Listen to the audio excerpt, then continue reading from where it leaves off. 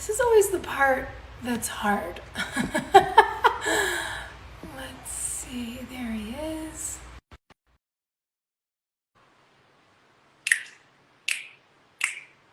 Oh man, I'm like, Tom's coming. I'm prepping already. Hey, Sophia, how you doing? Woo!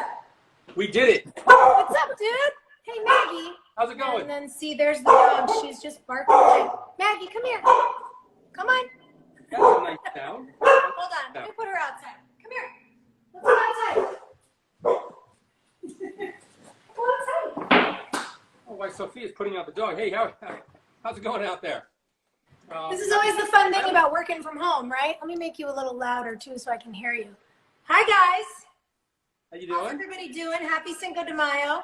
Happy Cinco de Mayo to you, too. I like that little side towel you have there. You know, I'm very excited. Not only did I get a fancy towel from our friends at Cholula. Look at this. Look at this hot sauce thing that they made for me. I know. I've got a bunch of it, too. Hello? Amazing. It's sick. Wow. Good stuff. What are you making? To everybody who's tuning in, if you saw my announcement or Tom's announcement, Cholula, with us having this little cook-off, is helping to raise $100,000 for Save Independent Restaurants. Tom, can you speak to that a little bit? Yeah, sure. The Independent Restaurant Coalition was formed pretty much right as we were shut down, as all restaurants across the country were shut down. And a group of us got together. It started with a small group, and it expanded to over 1,000 chefs and restaurateurs across the country. And, you know, with a pretty simple idea that restaurants are worth saving, and that right now with COVID and what's going on, the restaurants are shut down. Roughly 6 million people are unemployed. And we want to make sure that Congress understands that we employ totally 11 million people. And 11 million people. 11 million, all independent restaurants, 11 million people. And then we factor in all the farmers and fishermen and winemakers and cheesemakers and all the other companies and people that we also indirectly employ. It's probably close to 20 million people. We actually pump $1 trillion into the economy. And so $1 trillion a year from restaurants? Yes, because you got to figure 95 cents for every dollar that we take into a restaurant goes out, either to our employees in the form of payroll, our suppliers, rent, insurance, and things like that. And so we have a pretty big footprint, and we want to make sure Congress knows that we're struggling, and we're going to need help to get not only open, but kind of stay in business for the next, year at least. What we don't want to do is open up and then a few months later have to shut our doors down and everybody's back on employment. Yeah, of course. So we got together and we're making a difference, and I just want to thank Cholula for making this big donation and helping us. And so thank you. It's so cool. Oh, look at me. I forgot. I got my towel on like a chef, but I haven't put my apron on. And you've got something sizzling, which just reminded me that I will too soon, and I'm gonna get splattered. What are you cooking over there? So I have a very so what I have is I have a duck. So it's a duck breast there. There's the duck breast right there.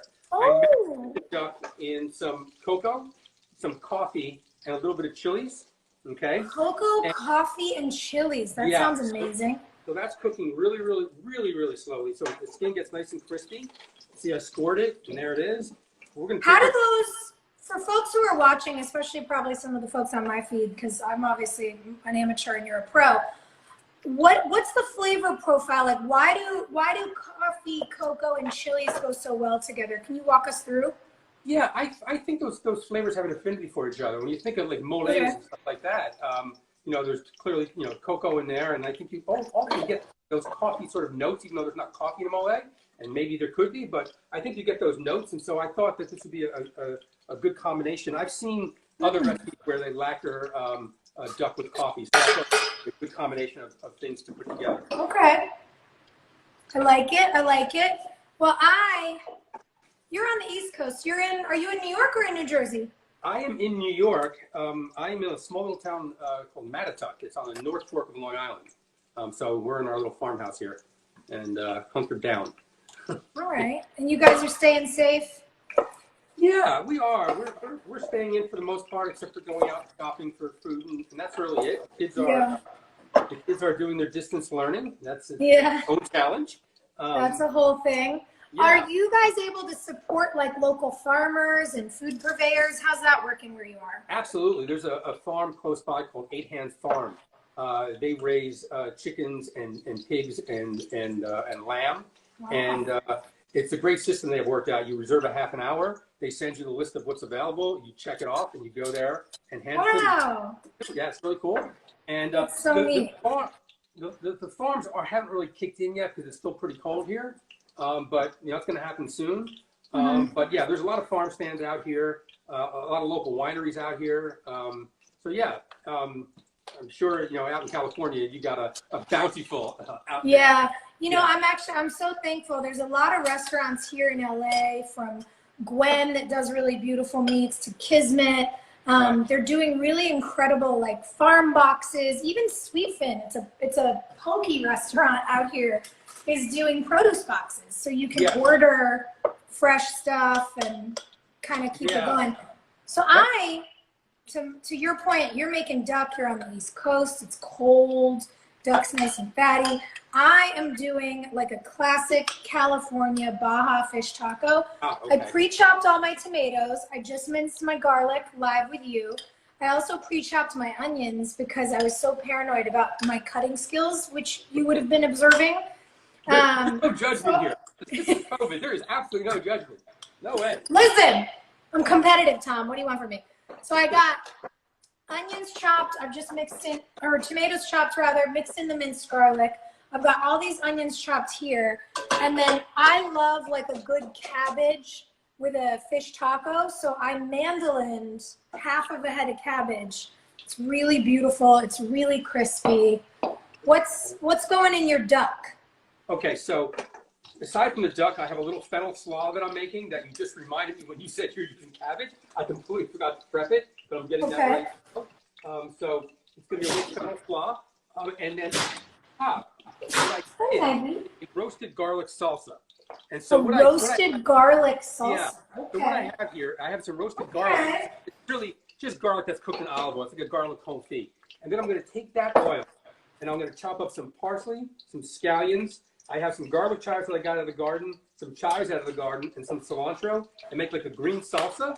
Mix that with the garlic oil, and then I'm going to use the Cholula green in there. So I'm making like a green roasted garlic salsa that will go on top of the. I am. Tom, one of my best friends and I have been quarantined together since this all started. She has just arrived with some extra supplies for me from the grocery store. Let's love, everybody. That's what that is. Grocery store. Yeah, I'm getting ready to do a little milk mixture for this breaded fish. Hello. Who's your friend? Come say hello to the people. What are you cutting over there? So this is the fennel for the fennel slaw. Wonderful. We'll disinfect those. We have a whole disinfection protocol here. Yeah, we have one of those too. I need to disinfect my hands. Wash your hands, ma'am. Wash your hands. See, I've got my recipe printed out over here, everybody, because I'm like, Tom, I can't do this stuff from memory. I'm just winging it. You're winging it? I am completely winging it. Are you kidding God, me? I would love to be able to make a duck taco winging it. I'm just completely winging it. There's some things I can wing, like a steak on the cast iron. I can wing pasta because I grew up with my mom doing all her grandmother's recipes from Italy, but I can't wing things like tacos. My whole life, I spent my whole life winging it. Are you kidding me? This is what I do. 1 second. Saying hello. This is Sam, everyone. Hey, Sam. How you doing? I've set up How's a it bar going? for us. Perfect. Guys, we decided that with a taco, you need a cocktail. So I've set up for us Revolutionary idea. a tequila, revolutionary. I've set up for us a little bar.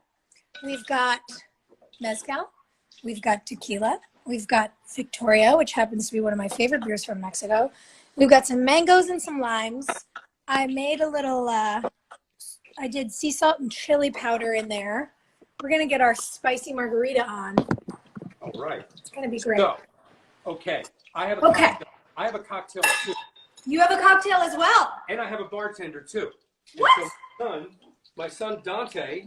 I would love for you to be the bartender. He just said his son is his bartender. I didn't know you had a bartender. I do. Well, I just happened to be quarantined with a bartender. He bartends at a restaurant called the Happiest Hour in the West Village, and he's going to put together a cocktail. It's like a margarita with, what do we have? So it's a margarita with mango and a little cinnamon. Margarita. You're doing a margarita with? No, you're telling him about my cocktail. No. You're making a mango margarita also? You're making mango? No, are you really? Dude, Kismet, we're making mango margaritas with mezcal floaters over here. We're not messing around, my friend. Awesome. We've also got I like more this. of hot sauce, thanks to our friends and sponsors at Cholula. So we were thinking we might even mix a little of that business into our cocktails to make We're extra there. spicy. We're there too. This is great minds think alike. I love this. You know what? We're all on the same page here. This makes me feel really good though, because you're a pro again. So if we came up with the same kinds of cocktails you did, we're really nailing it. I love that. We can share drinks. So, you mentioned earlier about those CSA boxes. I think that's such a great idea.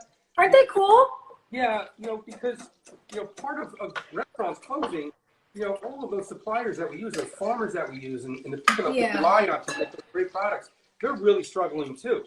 Yep. And so a lot of restaurants are doing just that. They're taking those products and they're turning their restaurants essentially into grocery stores, but using all the and those great, that great produce and great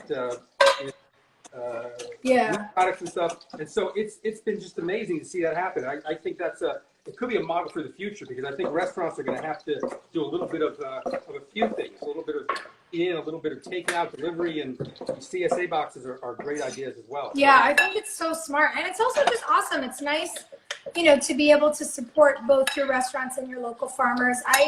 I usually make a habit of going to the farmers market on Sunday mornings. Mm-hmm. And so this is a really nice way to be able to go in and do a pickup and support everybody. Yeah. Making a little crema for the tacos.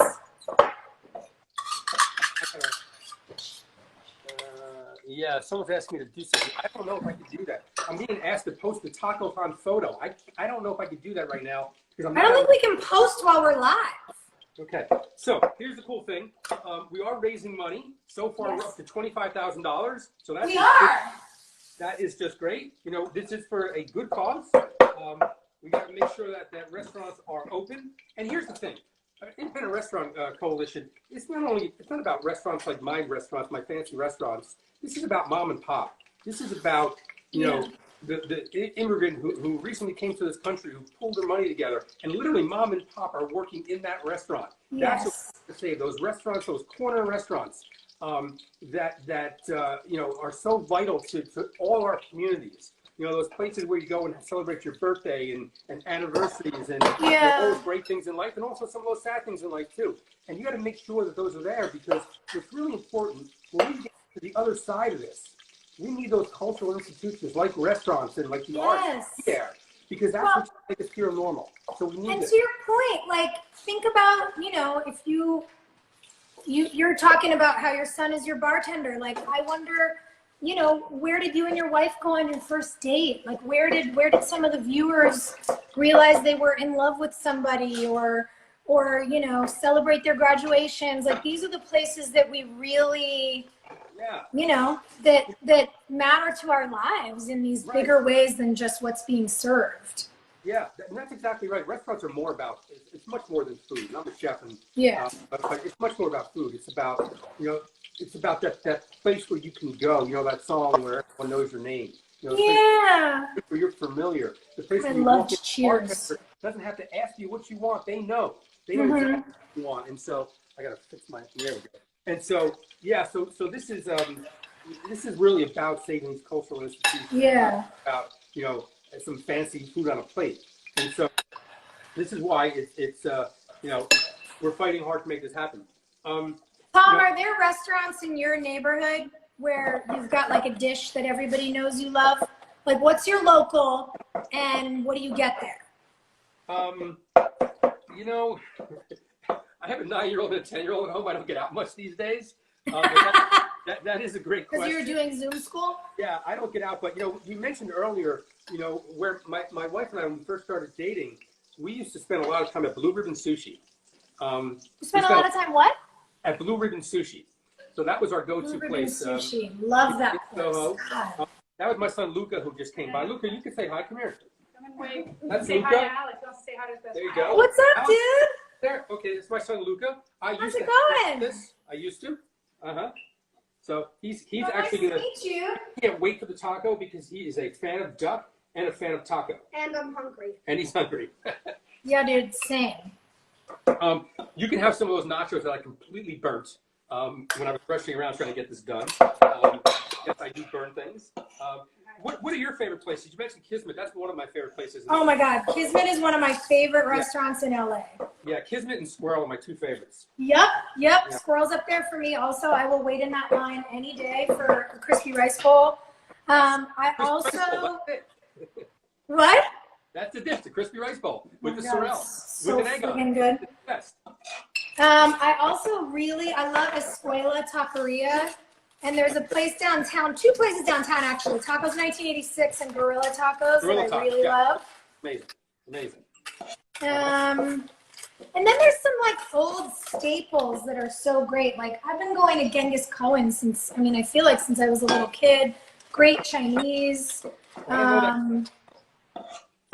It's in West Hollywood. It's been there forever. They do live music and they have great dumplings. So what's the mood like in LA? It's it seems to be it's not clearly New York is the epicenter of this horrible. Yeah. We're pretty lucky here in California. Governor Newsom really acted early, and Mayor Garcetti's really. Oh God, that's so good. The chipotle powder in this cream is nice.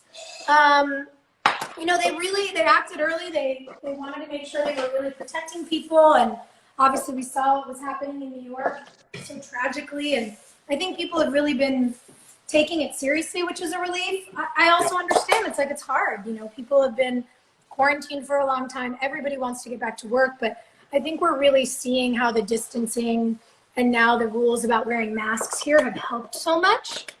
Right. What kind of mask are you rocking in New York? I had this black one for a while, but now I have this white one. It's pretty basic. But yeah, we have to rock it. I'm gonna throw this to my son over here because I know he's waiting. All right. Cocktail Show me what you're making. You're We're on. still disinfecting over here. We're not quite ready for a cocktail, so please take it away. I'm desperate for a cocktail. All right, so basically, like I said, mango margarita with a little cinnamon. So we're gonna start with 3/4 of an ounce of lime juice and a double stuff, so we can have two while we're doing this. I go 4. I'll go I go 4. big. We have some other people here. I'd go 4 or 5. Yeah. I'll go. All right. I'll Here go we as go. much as 4 is I good. can. 4 is good. I can Perfect. do 4. Perfect. So like I said, 3/4 of an ounce of lime juice and 3/4 of cinnamon syrup. Cinnamon syrup. Yeah. I've never even heard of that. It's sugar and water and a bunch of cinnamon. It's kind of steeped in. Did you put the chilies in the syrup? I did not know that's going to come with the okay. I'm doing a little peanut oil for the fish, going in the skillet. I I actually don't want to fry this yet, though. You got so much time. I'm gonna wait. I'm not gonna do this. So the Cholula, using the chili lime. Chili lime. Why not? Ooh, a couple dashes. Lots of dashes. There you go. I think it's fancy. Yeah, And we the might have to last cocktail. ounces of No, well, it's not. tequila. We need the recipe. Yeah, we make whatever we want. I printed out the one that Aaron sent to us. Wait, what did I do with it? It's here. Well, I also got us fresh limes. So, Do you have mango? fresh mangoes. And then last, Especially and muddler. ice.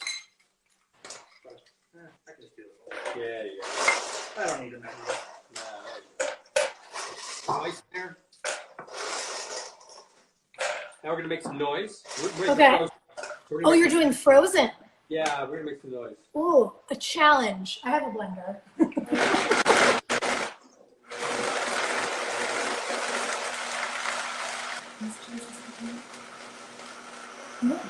Yeah, I'll melt those down. No. I'm also gonna make us some queso. Not live, but I'm gonna do it. Okay, so while that's going, Ooh, yes. another thing here. So Excellent our friends choice. at Estrella Jalisco, they donated $20,000 tonight Really? That makes us up to $45,000 so far, probably more than that. Yeah. Wow. So I want to toast to Estela Jalisco. Thank you very much. Okay, I want to remind everybody who's watching, if you have friends who like to cook or just watch us talk about things, or you love Cinco de Mayo, or you love restaurants, honestly, there's many reasons to be here and participate. So text your friends, shoot them a note, tell them to tune into this live, please, because remember, we're earning $1 per viewer. So view with us. Isn't that cool? Yeah. I know. Viewers going. Come on in. And so you have to do me a favor. Okay. Because I got this, and I don't want to forget this because I know we're going to get rushed at the end. Tell me what you need. Talk to Dwayne, right? Dwayne Wade. Yeah, Dwayne Wade's up next. Right, and he's The cooking. kids call him Tom, just so we're like hip to the lingo. Yeah. All the kids call him D Wade. You know? Yeah. Yeah. I'm not, you gotta catch up on people's nicknames. Nobody's ever like given me a nickname, so I guess I pay attention to other people's. Okay, so he's cooking with Luis Sanchez. He's Yeah. cooking with Sanchez. Now, what you need to do is say, gee, you got to teach your boy Arun how to play some defense. Because the last time I played basketball against Arun, I lit him up for 21 points. So you got to make sure I can't talk smack because you're handing it off. So you got to talk smack for me.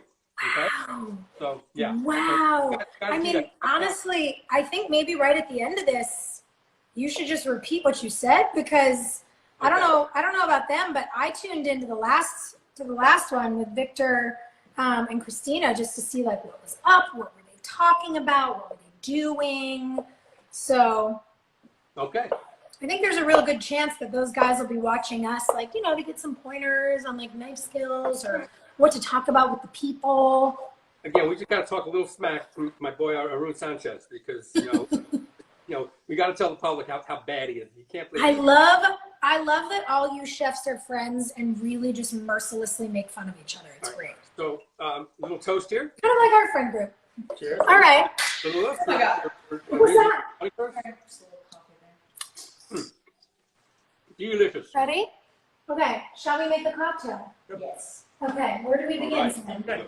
Guys, Sam is the resident bartender in my house. She has very real skills. I'm not good at following a recipe, but Listen, I do the cooking, you do the drink prepping. It works out really well for us. this is why we've survived. Honestly, we're thriving. Thriving at mealtime. Wait, so we do the little thingy. So, Sophia, I hear you have a new dog. I heard the dog. Is that Yes. dog, right?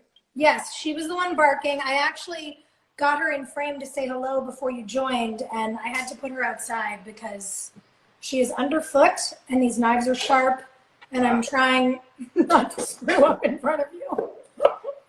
So I'm pretty psyched because tomorrow I am driving to pick up a little puppy. What kind of puppy? Well, she'll be a flat-coated retriever. Our family dog died in November, and it's just been pretty bad. And so So we figured sorry. enough time has passed, and we're gonna take the little ride up there and pick up the puppy. So we're pretty excited about that. That's so exciting. Yeah. Yeah, I lost one of my dogs last year this time, and I don't know, I wasn't quite sure I was ready, and my big dog, my youngest dog, who's now 10, so he's not that young, was going to stay with my parents while I went up to Toronto to shoot this show. Right. And then this happened, and then my mom was like, well, cool, your dog's quarantined with us, and we love him, and I guess when rules are lifted, you can have him back. And I was like, okay. So when I came home, I figured I've got all this dog food, I've got all this time, I might as well help some of the shelters, which were freaking out about all the adoption fairs getting canceled. So I started fostering, and I got one of my dogs adopted out really quickly after 2 weeks. But then Maggie was just perfect, and I was like, no, she's got to stay. She's got to stay. So my mom and I have taken her and Griffin, my dog that my parents have right now, on some distanced walks. My parents are really happy to have Griffey home with them. So I don't know. We're doing a weird blended, mergy, quarantine family dog extravaganza. Quick cue. Quick cue, man. Did you want to do a all tequila mezcal floater or all mezcal? I feel like we do a tequila mezcal floater. I feel like if I have a mezcal at 5 o'clock, I'll be on the floor. A little more. But see, Yeah, I the think- whole thing with mezcal is that you like more awake because he's being drunk. I mean, all right, let's go. You know, It's a holiday. Let's That do floater it. was a great idea. We're gonna Never put miss an the floater excuse as well. to something. Great idea. We do love a floater. Yeah, I do too. We can just add a floater to the entirely mezcal drink. You could do a mezcal margarita with a tequila floater. I like it. Nobody's mad Put a at it. bio. Why not? We got the suggestion actually for this mezcal and mango situation from one of our best friends, Aaron. He and his buddy Brian, you may know them as Aaron Paul and Brian Cranston, started this cool brand, Dos Hombres, So it's over. and the It's mezcal's amazing mezcal. fabulous. They couldn't find. And They couldn't find a third, huh? You know what? I mean, it's like it's the two bros. What do you want? But they are actually doing another super cool thing while we're talking about all the ways that the food and drink industries are banding together right now. All the purchases of their liquor right now, they're donating all the proceeds to the Bartenders Fund to make sure that all the folks who work, obviously, in all the fun bars that we're used to going to that are shut down right now, are also getting supported. So it's been pretty neat to see, you know, whether it's our friends' brands or just companies we really like and believe in.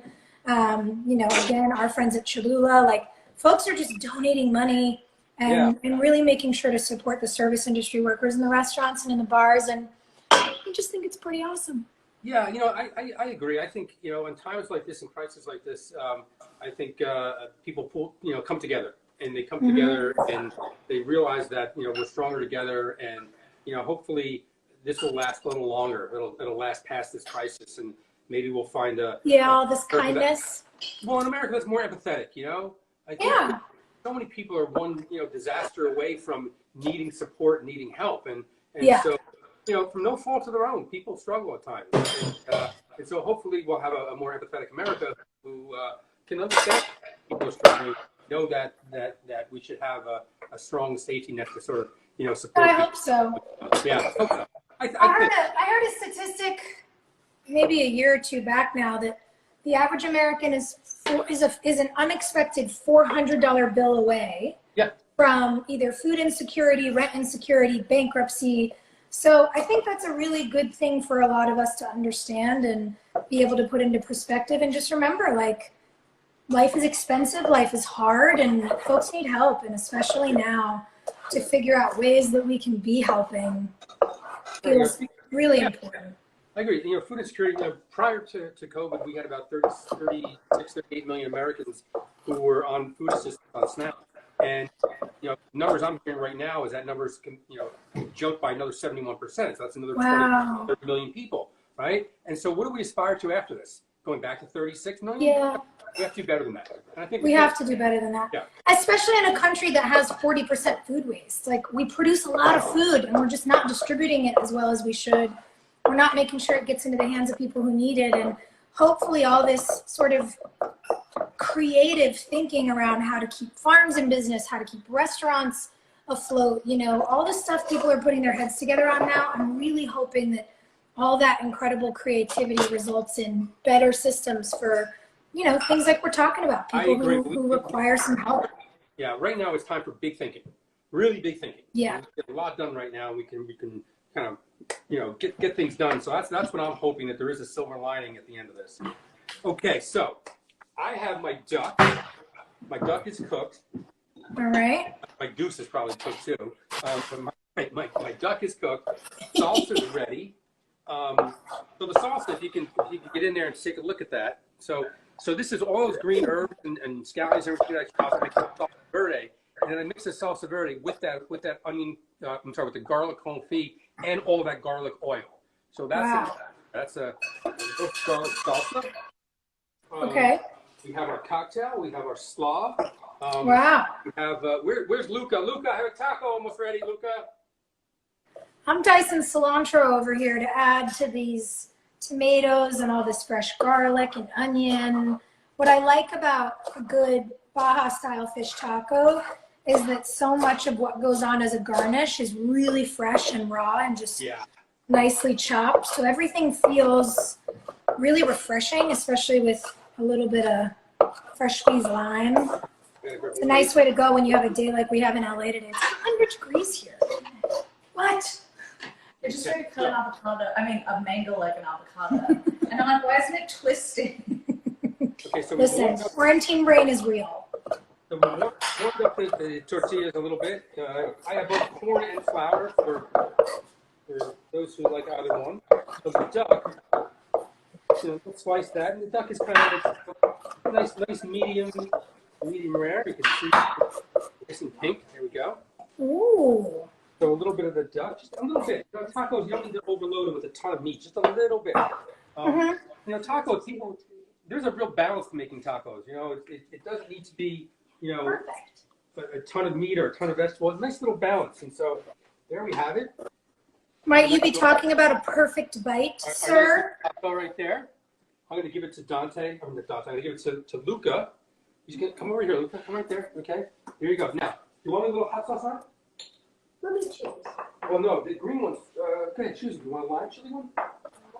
Oh, okay, choose. But I'll turn off all of them. So choose well, my friend. Choose well. Got a lot of choice over there, kid. There's a lot of choice. Sometimes a lot of choice is not a good idea. There's a lot of choice. I'm going to struggle with opening this bottle here. This one seems okay-ish. Is that okay-ish? Is it open, Bree? Take the top off. Put a little dash on. You like spicy food, so you're good. Now, my other son, Mateo, who's not over here, Mateo doesn't eat.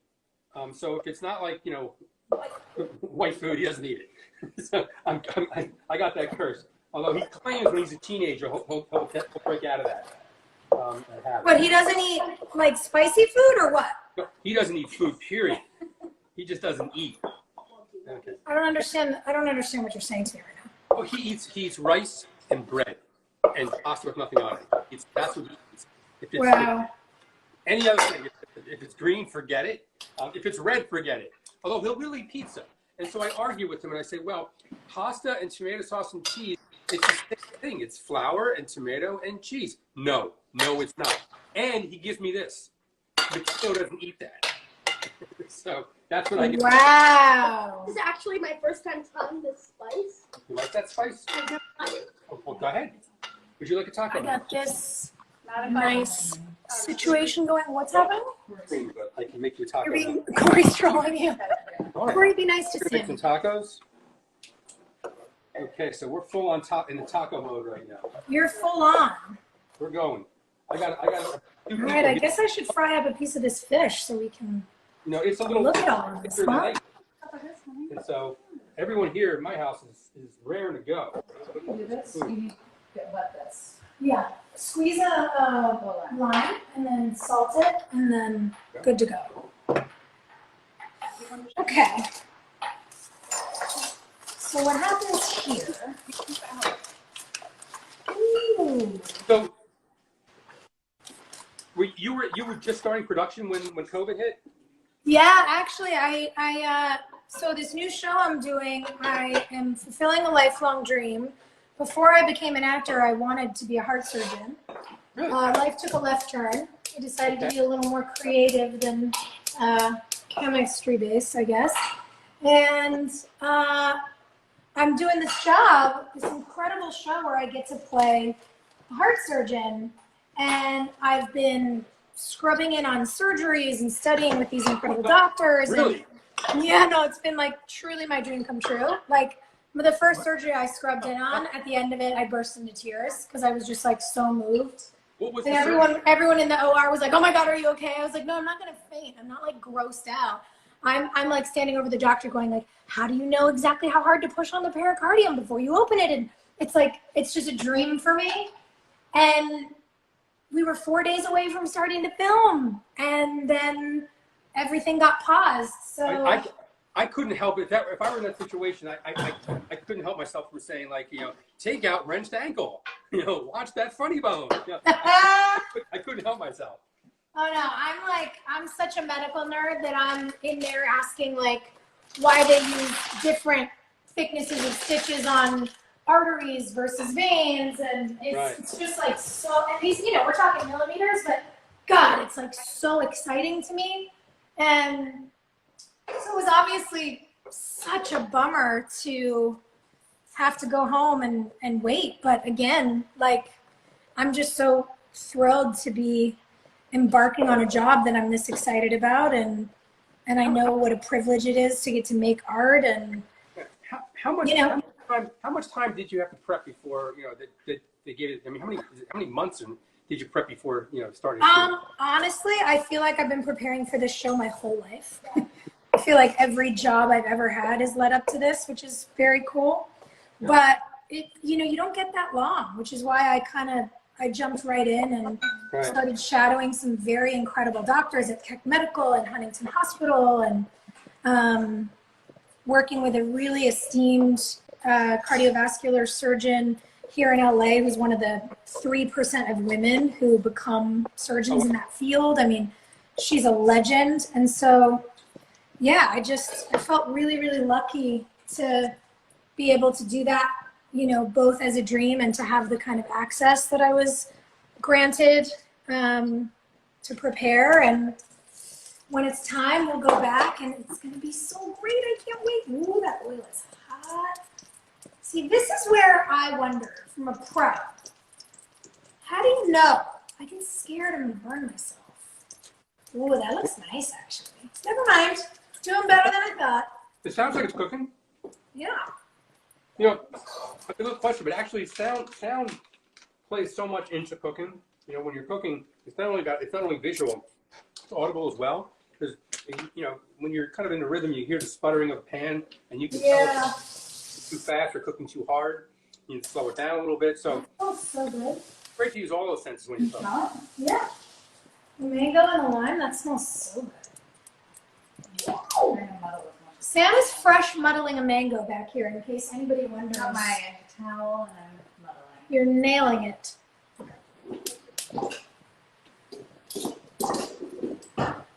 Mango's hard metal. Mm-hmm. Metal.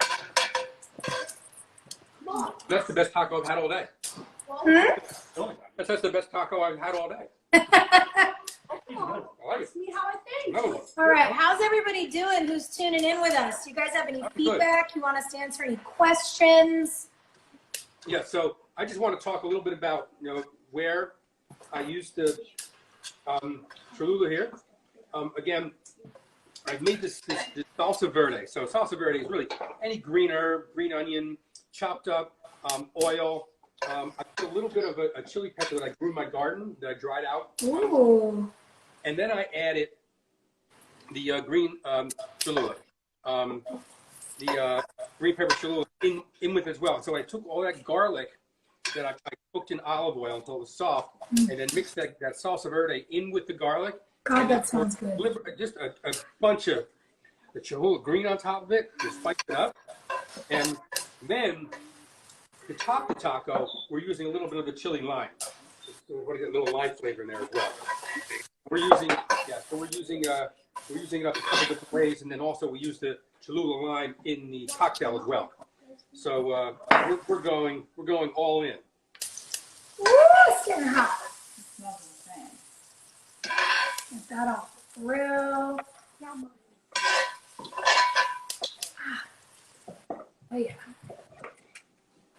Yeah, so for this, I'm trying to eat less gluten. I do it for good pasta, but not when I don't have to. Right. So I actually used an arrowroot flour. Oh, okay. And then mixed in kosher salt, chili powder, and really just got it super, super nice. And I like to fry my fish in a little peanut oil. Okay. So take the fish, dip it in a little milk bath, dunk it in the flour mixture, and then straight into a little bit of peanut oil, and we're ready to go. That sounds good. Yeah, it's delicious. How often do you cook? You cook at home often? You sound like you. Hold on, I went to get a pan and I couldn't hear you. What'd you say? You cook often at home? I do, yeah. I mean, especially now with the quarantine, I love I really love cooking, and I just so often don't have time. So I've really been getting down on some good recipes. You'd be proud, I did a pork shoulder in a Dutch oven in bone broth that I had made from a chicken stew the week before. And I did it with like shallots and garlic, and then the last 40 minutes I slow cooked lentils into it. Oh, nice. It was insane. Yeah. It was inspired by, have you ever eaten at a Vec in Chicago? Of course. Oh, the best. So they do this pork shoulder there that's nuts. So Yeah. I decided to do my own version. That's very interesting. I did something. Something going on here. We're channeling each other here. I made something very similar, only with chickpeas. Really? Just on Saturday, yeah. Only a Ooh, smoked. please teach me. It wasn't a shoulder. It was a smoked hog. Love that. I actually love cooking beans and lentils and stuff in a pressure cooker. I love 20 that minutes in too. a pressure cooker, it's done. And so I took the ham hock, the chickpeas, some chicken stock, and then just cooked it for 22 minutes, and it was perfectly done. God, that sounds Separately, nice. I chopped up some celery and onion and some fennel, whipped that with some chilies, and then dumped that in right as I opened the pressure cooker, and that all cooked together. It was like I'm trying to find those one-pot meals, you know. No, that's really smart. I've been experimenting a lot with chickpeas and lentils. Oh, sir. There you go. Cheers That was to awesome. you. Cheers. And cheers to all of you at home. Here. Cheers. I hope your quarantine partners are as good at bartenders as mine. Oh my God, I'm so excited about this. We're all Yeah, linked to the recipe. Cheers. Cheers. I believe in you. yeah. We're doing okay. You know, what's interesting is Oh my God, it's we so are good. spending so much time inside. Wait, you let me try that by myself? Yeah, I don't know why I asked. This is Go so ahead, good. let her jump off the cliff first. You know, whatever. So we are spending so much time inside. We find that dinner is kind of the time that anchors the whole day. Setting the table, sitting down, and having that meal. It kind of like sets up it just makes the day feel normal. Because so much about what we're doing is we're getting through, and we're all dealing with each other's emotions and our moods, and trying to keep it all in check. And having kids here, and they're trying to figure it out as well. And they're friends, and we just find that when you sit down and finally at the end of the day you have that meal together, and you just kind of feel like it's almost normal. And I think hanging How out. are you guys?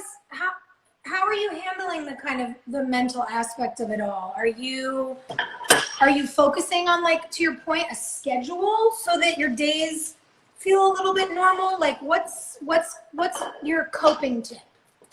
My days, it's really funny because my days have been busier than when I was working. It starts off in the morning, getting kids, breakfast. My wife usually wakes up like long before I do, but she's getting there for breakfast. I try to turn on the news for at least maybe a half an hour in the morning just to catch up, and then I'm on phone calls the rest of the day, and doing press hits and things like that. Wow. Also working with my team. I still have, our core group of people that are still working, and we're, meeting and trying to figure out like what's next and how we're going to reopen. And so my day is pretty filled up. And usually by 5 o'clock at night, I'm spent. All right, I'm giving you a preview of what's happening here while the sun's real bright in my kitchen right now. So we've got the fried fish, the chipotle crema, fresh tomato, garlic, cilantro, and onion. And then I'm doing some cabbage.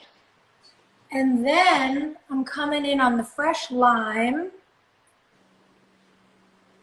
And this, my friend, is my very dreamy I love it. Baja fish taco. Look at that. You're getting a lot of love. I'm seeing people just loving it up. Yeah, Yeah, we did it. yeah, it's all good I stuff. fried fish while we talked about our mental health, and I managed to not light the house on fire. Well, that's how you do it. Cool. Well, so I'm looking at some of these comments here. Lots of smiles, lots of thumbs up. Bodie gives you a thumbs up. This is Love so you, good. Sophia. How do you stay positive even times are this hard? That's all we can do. Someone said nice glasses. I am blind. I can't see anymore, so I had it so I can read here. Murphy Scott says lots of love. what's up with the breakfast, Tom? What's up with your go-to breakfast? My go-to breakfast. Need some chili lime on It's just like cereal. I'm lucky. The other thing I'm doing is, speaking of breakfast, is trying to use leftovers. So if we have leftovers the night before, we're using it. I mean, Sophia, you mentioned earlier that as a country we waste 40% of what we produce, and so trying to cook with a plan and being really mindful of the way we cook and the way we shop. Just trying to make that work. So that's it. Breakfast is a lot of times it's leftovers. Now, leftovers are great. The other thing I was saying before I got distracted by how delicious that is your point about lentils and chickpeas. So I read this thing about how we could really change the food system in America if people could commit to being vegan before 6, meaning do your breakfast and your lunch plant-based, and then whether you're a pescatarian, you eat meat, you eat whatever, do whatever you want to do. And that it would change, things for the environment, for the ways we produce animals, for whatever. Yes, I think that's a really great kind of goal to set, because a lot of people don't necessarily feel like they can make a huge, maybe such a huge change as going pescatarian or vegetarian or vegan or whatever. And so I've been really getting down with a lot of interesting lentils, chickpeas, things like that for proteins during the day, because stick to that and then you're cutting 66% of meat out of your diet, which is pretty great. Yeah, the two people, Mark Bidman's been really focused on. He's a food writer. He used to be from the New York Times, and Jonathan Safran Foer just wrote a great book suggesting that. Love that book. I think it was We Are the Weather or something like that. I think that's it, but I'm forgetting. But great read. But everyone could do it. And the thing is, you think sometimes that you don't have an impact as an individual, but those little steps that you can make, that you take as an individual, can have a huge ripple effect. And but you figure if you're doing it and other people are doing it, maybe you can actually, change things. But we can consume less meat. Listen, I own steakhouses as well. But I still would say, eat less meat. It's okay. Save special. And if you're going to eat meat, you don't need 12 ounces, 14 ounces. Make it smaller and fill out your plate with more vegetables. And so the center of the plate is not the meat anymore. The vegetables are the center of the plate, and the meats are the accompaniment. That's a good way to go. Yeah. I mean, it is hard to just completely, get rid of it. But that's good for all of us. Put it down. Yeah. Cool. We just got a comment. Somebody goes, I can hear Sam's camera. She has a very cool one here with her, guys. Sam, in addition to being a phenomenal bartender, is a very talented photographer. What'd you bring us tonight? Someone says Dante needs his own show. I think it was his girlfriend, actually, who said that. What's an Olympus pen? Do you know about cameras, Tom? I don't, but it looks like a little point and shoot from way back when. Yeah, it's a half frame camera. So for every one photo frame, there are 2 vertical, portrait-oriented photos. So cool. So it kind of allows for an artsy process, because thinking of what photo is going to sit next to the photo that you're shooting is fun. And it's it was actually invented just to be able to get more photos out of a roll. Oh, I love that. So there's film in that camera. Yeah. There's actually film in there. That's yeah. I love some film. Nice. Yeah, it takes more patience, but I like it. All right. Well, I'm trying to get some information here, guys. So far, you told me you were gonna give me information as to where how we're doing and how much money we're raising. So give us some stats, guys. Who's behind the scenes? Let's go. What are you doing back there? Ooh, and hold on. Oh God, let me not break the phone. How are we doing? What are we? I think we're up to 20.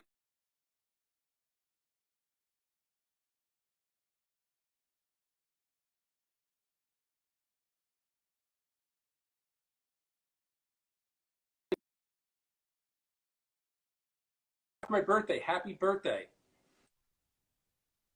For everyone asking, we're having some technical difficulties, I think. I think we're back. Are we back? Okay, we're back. See, this is why we don't make TV shows from home.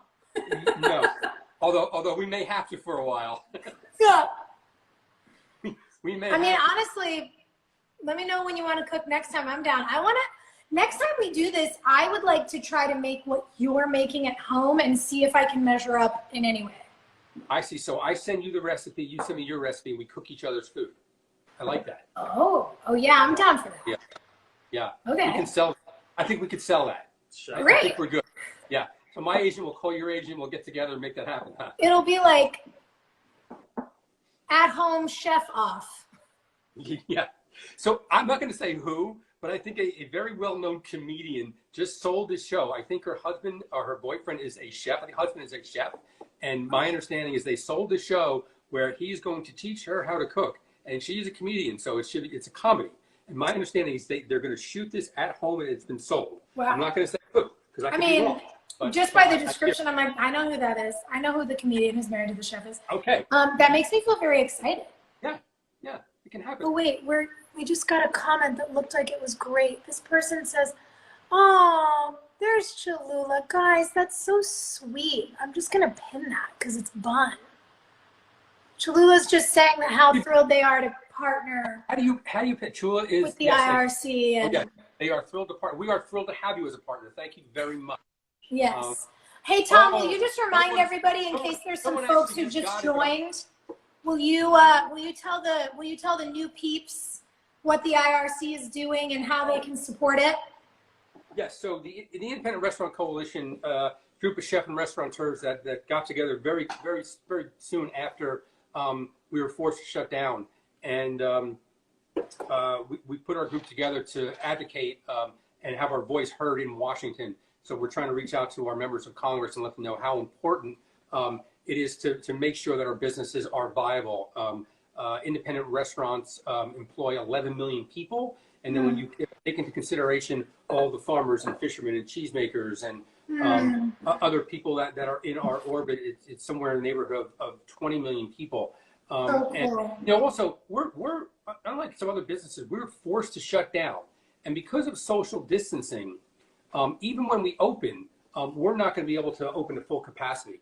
And on top of that, I don't think people are going to be very comfortable walking into a restaurant when you have a bartender or a waiter with a mask on. And so we're looking at a year of really sort of tough times. And so we want to make sure that we can stay, we're open, we're viable, and that we can keep those 11 million people employed. We can keep those farmers and fishermen employed.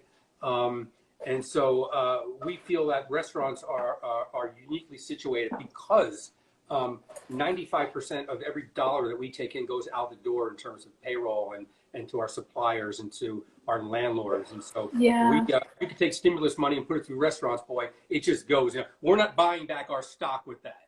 Exactly. Thank you for saying that. We have is the stuff bubbling on our stoves, and that's it. So we came together quickly, and now we're well over 1,000 strong across the country, everywhere in the country. When we started with a handful of people in New York, we found another group of 100 or so down south that were had the same ideas that we had. We found another group of people in Chicago, another group of restaurants in Los Angeles and Seattle and Portland and all over this country, sort of coming together. And it's interesting because as independent operators, we often don't